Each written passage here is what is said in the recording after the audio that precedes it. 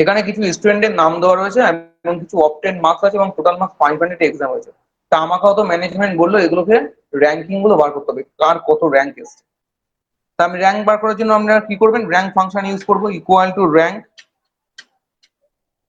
দিয়ে র্যাঙ্ক ফাংশনটাকে নিলাম, নেওয়ার পরে প্রথমে নাম্বারটাকে চয়েস করলাম, তারপরে কমা দিলাম, কমা দেওয়ার পরে কি এই অ্যারেটাকে সিলেকশন করে দিলাম। অ্যারে সিলেকশন করার পর F4 দিয়ে লকিংটা করলাম, করার পরে ব্র্যাকেটটাকে ক্লোজ করে যখনই এন্টারটা প্রেস করব তাহলে কিন্তু আমার র্যাঙ্কিং গুলো কিন্তু সব চলে আসবে। বাট এখানে একটা প্রবলেম হলো, কি প্রবলেম হলো, এখানে কিছু কিছু সংখ্যা মিসিং হয়ে গেল, যেমন 7 বা 12 এই সমস্ত সংখ্যাগুলো কিন্তু মিসিং। কারণ আমার দুজন 6 র্যাঙ্কিং করেছে ঠিক আছে, কিন্তু তারপরে তো 7 নম্বর র্যাঙ্কটাকে আনতে হবে, কিন্তু 7-এর জায়গায় ডাইরেক্ট 8 নম্বর চলে এসছে।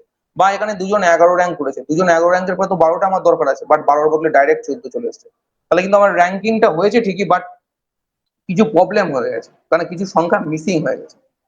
কিন্তু এরকম ভাবে করলে তাহলে মুশকিল তো, তাহলে তো 7 বা 12 এই সময় সংখ্যাগুলো তো মিসিংই হয়ে গেল, তাহলে তো মুশকিল হয়ে যাবে। তাহলে যাতে সেই প্রবলেমটা যাতে ঠিকভাবে সলভ আউট করা যায়, তার জন্য আমাকে কি করতে হবে, যাতে নাম্বারগুলো স্কিপিং না হয়, তার জন্য আমাকে অন্য ফাংশন ইউজ করতে হবে, যে ফাংশনটার মাধ্যমে আপনারা খুব সহজেই র্যাঙ্কিং গুলো পেয়ে যাবেন উইথাউট স্কিপিং নাম্বার।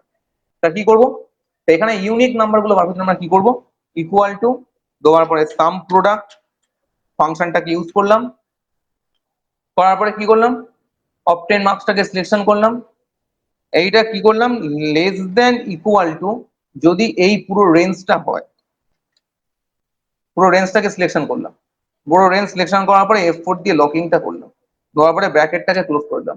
তারপরে কি করব, এইটাকে আমি ডিভাইডেড করব, ডিভাইডেড বাই কি করলাম, কাউন্ট ইফ ফাংশন দিয়ে এটাকে কিন্তু ডিভাইডেডটা করলাম। কাউন্ট ইফ করার পরে কি করলাম, এখানে সেম রেঞ্জ সিলেকশন করলাম এবং F4 দিয়ে সবগুলোকে লক করব যাতে রেঞ্জ গুলো না হেরে যায়। তারপরে আবার ঠিক রেঞ্জ ক্রাইটেরিয়াটাও দিয়ে দিলাম, করার পরে এটাকেও F4 দিয়ে লক করলাম। এরপরে কি করছি, এটাকে ব্র্যাকেট দিয়ে বন্ধ করে দিলাম। এইদিকে যেমন দুখানা ব্র্যাকেট দিয়েছি, এখানেও কিন্তু আমাকে একটা ব্র্যাকেট দিয়ে ক্লোজ করতে হবে। তো এটা করার পর যখনই আমি এন্টারটা প্রেস করব, তাহলে কিন্তু আমার র্যাঙ্কিং গুলো কিন্তু সব পারফেক্টলি বেরোবে এবং আর কিন্তু এখন কিন্তু কোনো নাম্বার কিন্তু আর মিসম্যাচ নেই। দেখুন 6, দুজন 6, 6-এর পরে আবার 7, আবার 8, তারপরে আবার 9, আবার দুজন 10, 10-এর পরে আবার 12, এরকম প্রত্যেকটা 9, 11, 12 সবগুলো নাম্বারই কিন্তু আমাদের কাছে পাচ্ছি। এইভাবে কিন্তু আমরা র্যাঙ্ক ফাংশনটার মাধ্যমে কিন্তু কাজগুলো করতে পারি, মানে শুধু র্যাঙ্ক ফাংশন দিয়ে যেখানে আমাদের কাজ করা যাবে না, সেখানে কিন্তু আমরা এই ফাংশনটা ইউজ করলেই কিন্তু খুব সহজেই আমরা কিন্তু র্যাঙ্কিং গুলোকে বার করতে পারি।